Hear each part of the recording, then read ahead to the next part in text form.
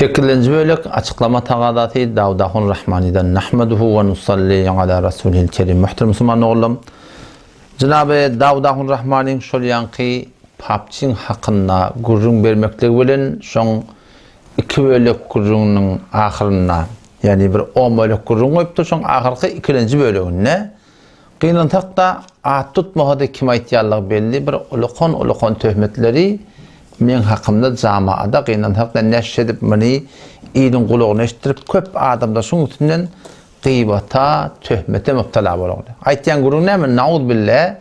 Hayt bir adam ya Resulullah dedi ya, ulata başlarına meydin evliyalar burada çağırsa, Huday hakikaten şın aytmış bilen, Davudahun Rahman'ın aytmış bilen, men şul adamı moşrik diyen şekilli, naud billah botperest diyen şekilli. Teşva ne çilim minganı geçtiğiniz? 5-6 yıl olandır. Tekkil yıl olanım şerit botperest. Şu adı çellim, siz evliyalar çağırmaklık doğru dedik biyet. Ya Resulullah deyip taşın çağırmak doğru dedik biyet. Şu adı çellim bir eştiniz mi şu gurcunu? Kimin evliyalar çağıran moşrik diyen bolayın. Botperest diyen bolayın. Eştiniz şu adı çellim. Eşten aktarım. Hop. Mene ne eşitme yaptırsanız, Davudahun Rahman'ın odayken kevin eşitini bileceğiz. Men gelayamma, ol bir ahun, ol bir mahalla, ol bir geyim filledeni ki, şu Türkmen Zehra'nın içinde, her bir ustadtani vaaz verse, vesile ve tevessül mevratta, her bir ulama dani, ya Resulallah deyip, Peygamber zanı çağırıp dani, Peygamber zanı çağırıp tevessül etip dursa, şolar müşriktir, şolar butperesttir, şolar şirk bolye, kufur bolye, şolar müşriktir, şolar butperesttir, şolar şirk bolye, kufur bolye deyip dani, ulamalar bidat edip yoran alam. İnelekem, şu Müslüman doğumbalın men hakkında aydan gurcunu. Bilmin adını daqtık Amanullah Harasi. Gen almalı. Şu gıybat, töhmet, yalan nemeden çüreyim. Nemeden şimşiler, inhem millete Allah qatıracak qolyallah. Töhmet bul qatıracak qolyallah. Bilen nemeden çüreyim. Çünkü aytiyen keplerin delili yok. Hop, Cenab-ı Davudahun Rahmani, teniki ya Resulullah deyip daştan çağır yardın, mescitte bizim ilminden tordi qıyır yardın. Hop, tenişe aytiyen kepin Hanefi mezhepte bağ olsa, heni de tutmak gerek ya. Papçıyı teplep kurun var, papçıdan juda kurun var. Sadece da Hanefi mezhep falan kitap, falan sefetinde, şu daştan da ya Resulullah deyip çağırtan bolya diyen kurun, temide aydip beramali. Bizire gıybata ihtiyacı yok, töhmete ihtiyacı yok. Bizire Amanullah Harasi döretip var akım, milletin arasında gıybat, töhmetin am olmakına, tevep olmakına Müslüman doğan hiçbir münavır gereklilik yok yani. Müslüman doğan dıkkatın o da, gidin men navarlam gödden. Neçil ve elhamdülillah gurun var bilen, şu berperen gurun içinde haytı bir yerde, men şu ya Resulullah diyemeklik, ya evliyalar çağırmaklık, moşrik men diyem otam, botperest men diyem otam. Getirin şu böyle gurun, getirin, eşittirin, tavan adama inşallah 3 tane tokulacağız. Nerede inşallah tadı? Size 8 yıl ve şehirt bırtlayanız. Siz şu an şimdi eşitme yaptırdınız. Navarla yerlediklerine şey değil mi? Facebook'a da vartan muhafız yılman gurunu, YouTube'a vartan da var, WhatsApp'a da vartan da var, aparata vartan da var, Instagram'a da vartan var, Telegram'a da vartan var. Elinde şım olmuş navarla yerledikler Müslüman doğun. Gidin gözleyen şu an haytı bir yerine, şuna menes bir gurun var. Naud billamin bir Müslüman doğun ki doğru düşünüşmeyen şu form çağırınla. Şoňa barak men moşrik diýmenim, botperest diýmenim. Hudaý taqqatny. Bagyn Allahdan gorkmak gerek. Geçen jerhede men gurun aýtdym ki, özünden aýdym aga. Mawlana Muhammed Ömer Sabazi rahmetullahi fetabatından awwalky jildinde 145-den sefetinde, 146-dan sefetinde sırahatan ya Resulullah diýmekde näçe forum diýipdir.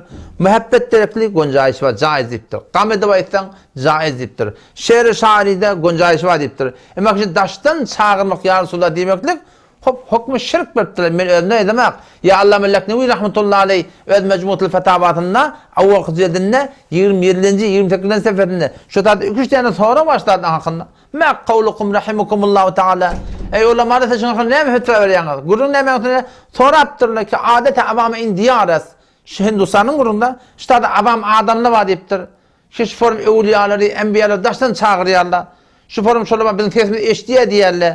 O şuların bizim hakkımda doğa etiyel diýerler. Şoň hakkında näme diýende? Hada raculun fasidul aqida diýipdir. Aqidada fasid. O näme diýip? Çünki evliýalaryň daşdan eşitmekligi sabit diýerler. Hop men öňden etmepdir Müslüman dogy. Meni kitapdan etdim. Cenab-ı Davudahun Rahmani Müslüman dogunum. Teneger aýtýan adaňa deliliň bar bolsa, hüccetin bar bolsa Müslüman dogun getir, inelegen falan kitap, falan sefer diýip aýtdy bu milletin arasynda gıybeti töhmeti aham etmekle Müslüman doğum bunu katı bir yanlış. Ondan sonra da öyle ineşi barha cerrahete koku diyelim. Avval kıyadan getirmiş. Payannamam. Şu payannamamın inerlekim 30 versinin sefetinde men şugurun sırahatan aydığırı.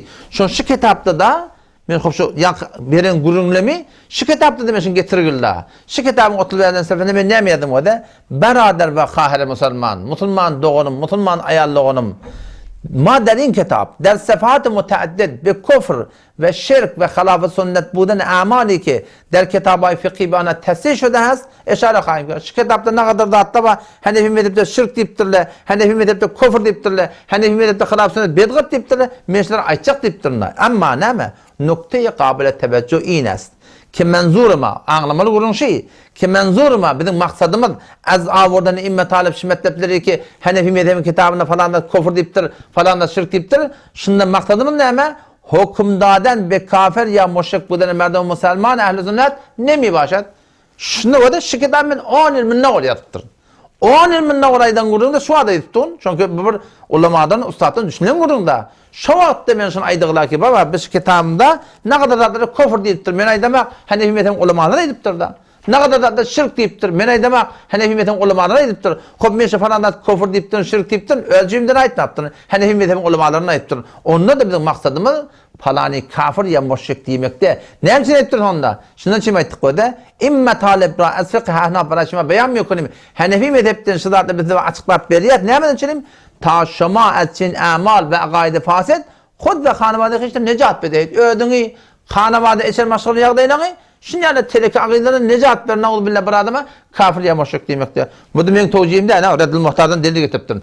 Bukhari Şerif'ten, muhaddisten ayçine oraya men delil getirdim. Allame Zahid Kevseri rahmetullahi aleyh Megalat-ı Kevseri'sinde 243.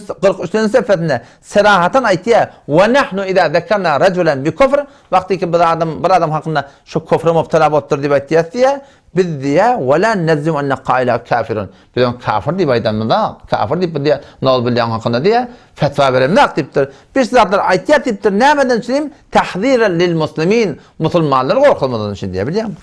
O zaman şu taydan yani bağın men heyran qalyam bir dappada wada awala yalan almakla haram. Doğru değil mi? Yalan almak haram.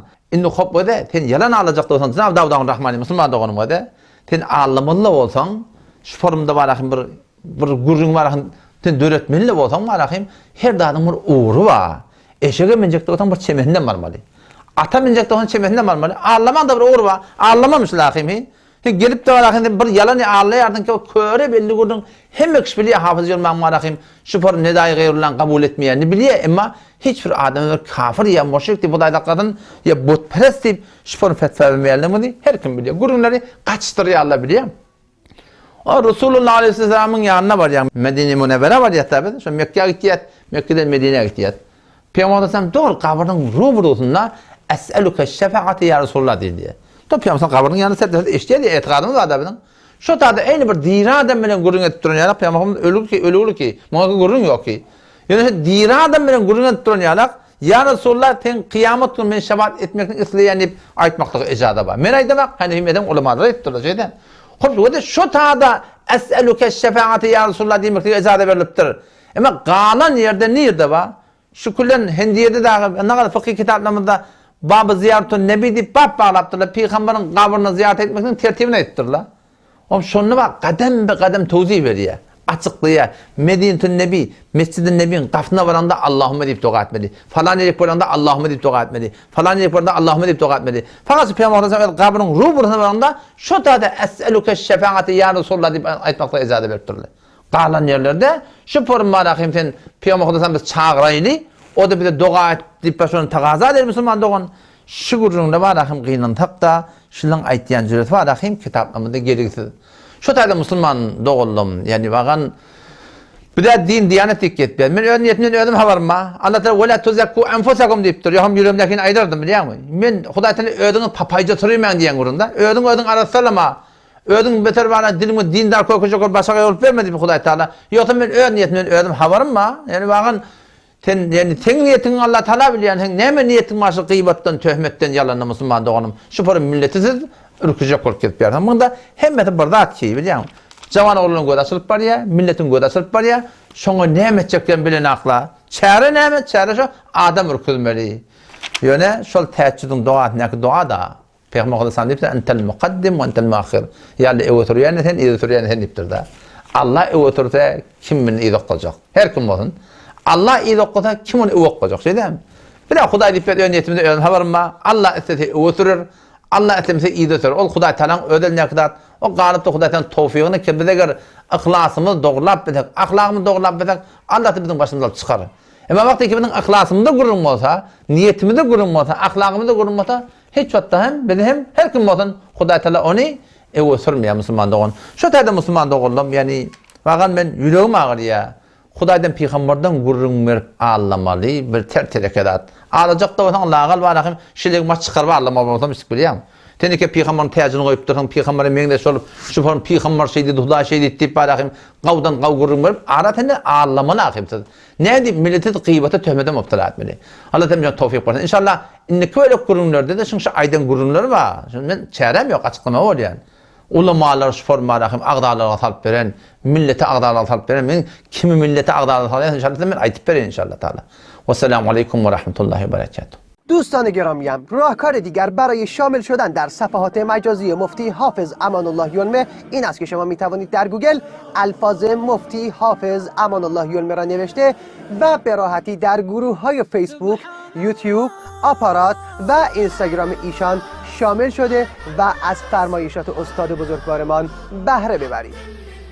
و اگر چنانچه از طریق لینک های داده شده نتوانستید در گروه واتساپ و کانال تلگرام و دیگر صفحات مجازی استاد مفتی یلمه وارد شوید، می توانید به شماره های 2096 650 83 77 818 و شماره تماس 2098 911 963 92 42 و شماره تماس 2098 911 280 25 89 پیام بدهید تا لینک مورد نظر را برای شما ارسال کنیم.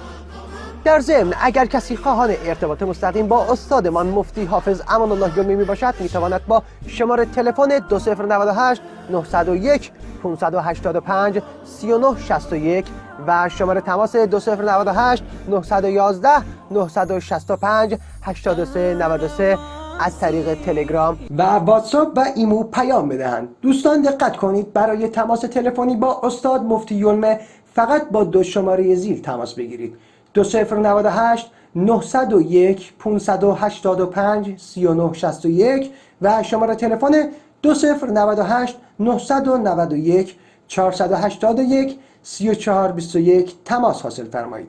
موفق باشید.